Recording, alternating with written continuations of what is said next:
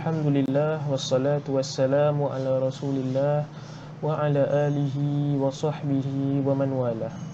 Subhanaka la ilma lana illa ma 'allamtana innaka antal alimul hakim. Rabbi shrah li sadri wa yassir li amri wahlul 'uqdatam min lisani yafqahu qawli. Astaghfirullahal azim, astaghfirullahal azim, astaghfirullahal azim wa atubu ilaihi. Amma ba'd. Para jemaah yang dirahmati Allah sekalian, Assalamualaikum warahmatullahi ta'ala wabarakatuh. Apa khabar semua? Moga semua berada dalam keadaan sihat dan afiat. Kekalkan semangat, teruskan beribadah kepada Allah Subhanahu wa ta'ala meskipun keadaan tidak begitu indah dan baik seperti yang lama. Meskipun begitu, teruskanlah kita ibadah, kita bertakwa kepada Allah Subhanahu wa ta'ala. Dan di antara usaha yang kita boleh lakukan adalah melalui kita menghadiri kelas-kelas ilmu lah, majlis-majlis ilmu yang ditawarkan pada merata platform online. Pergi je lah page-page masjid-masjid mana-mana, dan akan ada majlis-majlis ilmu yang boleh kita meraih manfaat. Dan di antaranya Tazkirah Zuhur ini yang diadakan tiap hari Selasa 1:30 petang, di mana kita akan bersama menghayati intipati Al-Quran melalui bahasa yang digunakan. Baik, bahasa yang digunakan merupakan suatu aspek yang sangat penting untuk kita hayati, kerana bahasa ini merupakan wasilah. Ini cara yang digunakan untuk menyampaikan isi kandungan Al-Quran itu sendiri. Jadi eloklah kalau kita menghayati sedikit wasilah ini, bahasa yang digunakan. Firman Allah Subhanahu wa ta'ala juga dalam surah Yusuf, Inna anzalnahu Qur'anan Arabiyya. Sesungguhnya kami menurunkan Al-Quran ini dalam bahasa Arab. Kenapa? La'allakum ta'qilun. Sadaqallahul azim. Iaitu agar kita bisa mengerti, kita bisa memahami intipati Al-Quran itu sendiri. Kita gunakan akal kita untuk memahami mesej yang ingin disampaikan oleh Allah Subhanahu wa ta'ala melalui wahyunya, iaitu Al-Quran. Dan melalui episod-episod yang lepas telah pun kita membincangkan beberapa sudut bahasa. Pernah kita bincangkan tentang frasa yang digunakan. Pernah juga kita bincangkan susunan ayat. Kenapa pada ayat ini subjeknya kekal di hadapan, tapi pada ayat yang lain subjeknya dilambatkan, predikatnya yang diawalkan. Dan juga kita membincangkan kata-kata yang dipilih untuk untuk membentuk sesuatu ayat itu. Jadi kenapa perkataan ini meskipun ada kata-kata yang lain yang memberi maksud yang sama, dan sebagainya. Dan pada episod yang lepas, kita bincangkan tentang penggunaan perkataan itu, pemilihan kata-kata itu. Ia sangat padat kerana ia menggambarkan cerita yang ingin dikisahkan pada ayat-ayat tersebut, atau konteks yang ingin disampaikan pada ayat-ayat tersebut.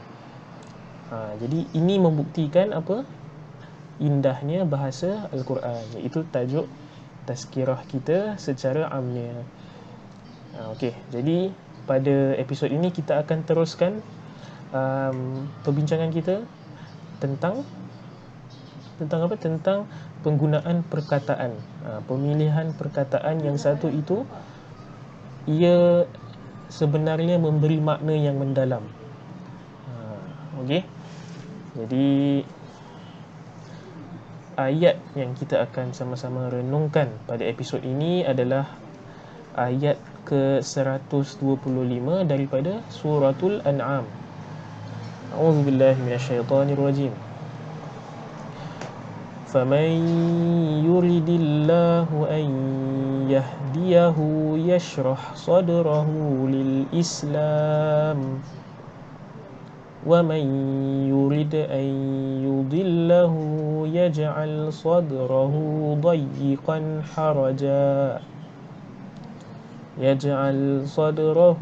ضَيِّقًا حَرَجًا كَأَنَّمَا يَصَّعَّدُ فِي السَّمَاءِ كَذَلِكَ يَجْعَلُ اللَّهُ الرِّجْسَ عَلَى الَّذِينَ لَا يُؤْمِنُونَ.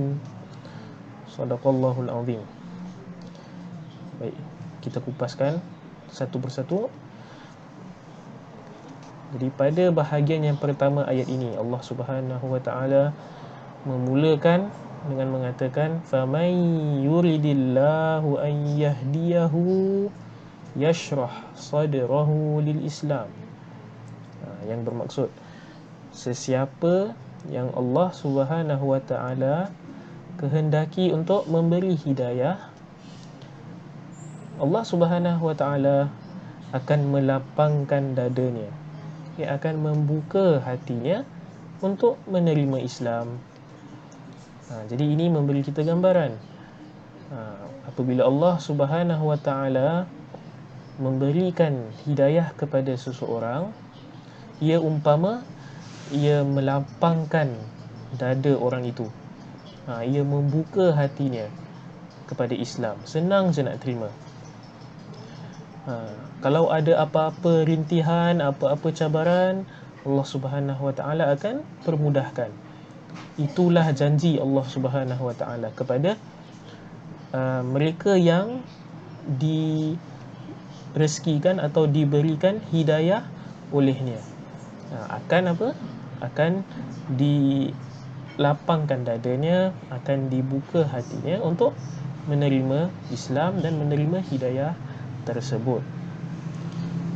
Baik, bahagian yang seterusnya. وَمَنْ يُرِدْ أَنْ يُضِلَّهُ يَجْعَلْ صَدْرَهُ ضَيِّقًا حَرَجًا. Dan barang siapa yang Allah Subhanahu wa taala kehendaki untuk menyesatkannya, nescaya Allah Subhanahu wa taala akan menjadikan dadanya yaj'al sadrahu dayyiqan haraja, iaitu dadanya jadi sesak, jadi sempit nak terima ajaran Islam itu sendiri. Dan ini kepada mereka yang takdir Allah Subhanahu wa taala sudah sesat, sudah menyimpang jalan. Baik, jadi mereka Allah Subhanahu wa taala umpamakan mereka yang sesat jalan umpama mereka yang hati atau dada mereka dah sempit, sesak. Memang kira opposite lah, berlawan dengan bahagian yang pertama, iaitu kalau memang dia terima Islam, Allah Subhanahu wa taala akan membantunya. Tapi keadaan pada bahagian ayat ini, keadaan mereka yang dah simpang jalan, dah sesat, mereka akan jadi susah umpama dada dan hati dah sesak. Dan indahnya di sini pada bahagian yang seterusnya, ka'annama yas'adu fis sama. Okey, yang membawa erti seolah-olah yas'adu,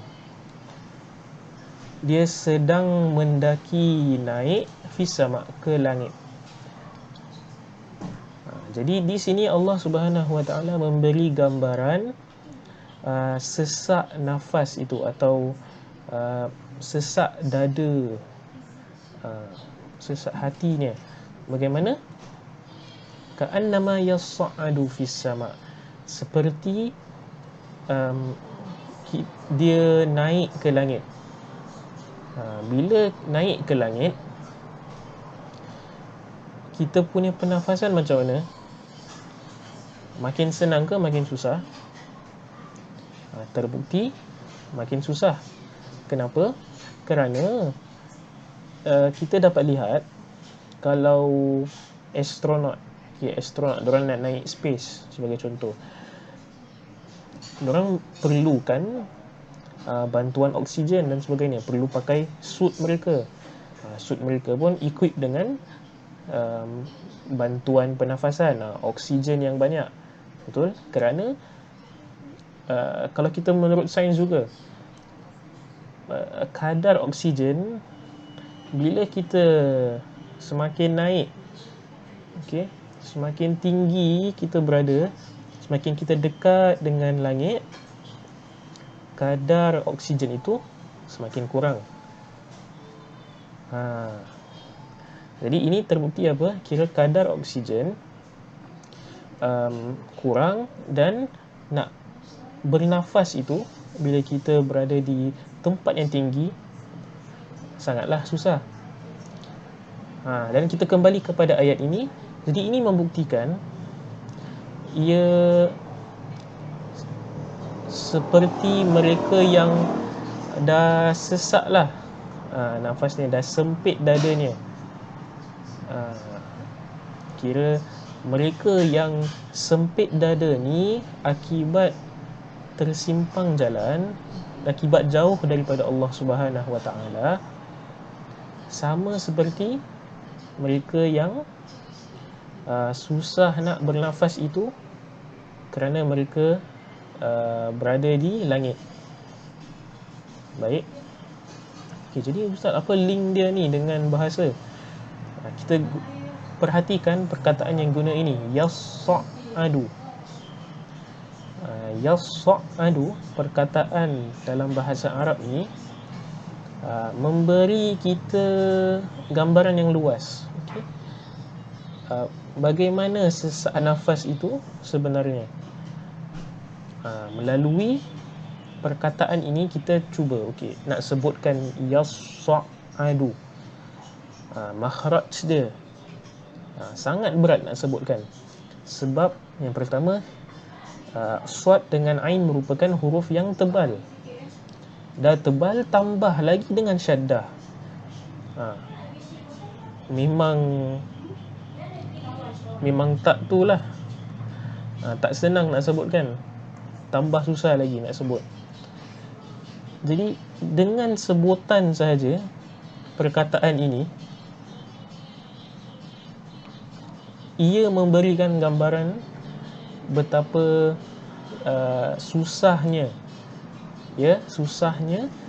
keadaan mereka yang jauh dengan Allah Subhanahu Wa Taala. Jadi sempit dadanya seperti sempitnya atau sesaknya nafas bila berada di langit, dan tambah lagi dengan penggunaan bahasa Al-Quran ini, itu bahasa Arab, yas'adu. Dengan susahnya atau tebalnya huruf yang digunakan, ia memberikan gambaran bagaimana susahnya lah, betapa susahnya keadaan mereka yang dah tersimpang jalan, yang dah jauh dengan atau jauh dari Allah Subhanahu Wa Taala. Baik. Jadi dengan ini kita wrap up lah kita punya tazkirah dengan kita mengingatkan diri kita untuk senantiasa dekatkan diri kita kepada Allah Subhanahu Wa Taala. Kita usahakan sebaik mungkin, semana jauh yang kita mampu.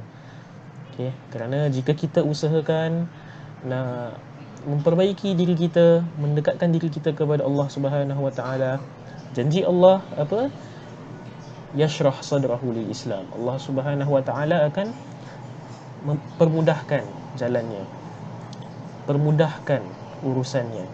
Meskipun ada rintangan, ada cabaran yang merupakan lumrah hidup.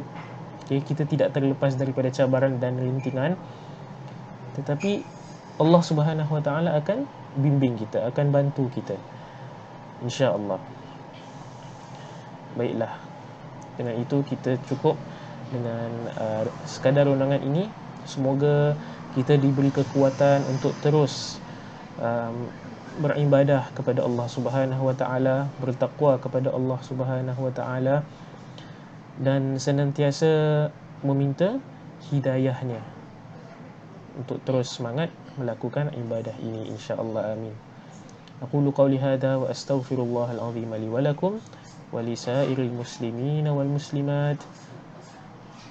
Assalamualaikum warahmatullahi wabarakatuh, dan terima kasih kerana sudi mengikuti episod ini, dan terima kasih juga atas sokongan yang terus untuk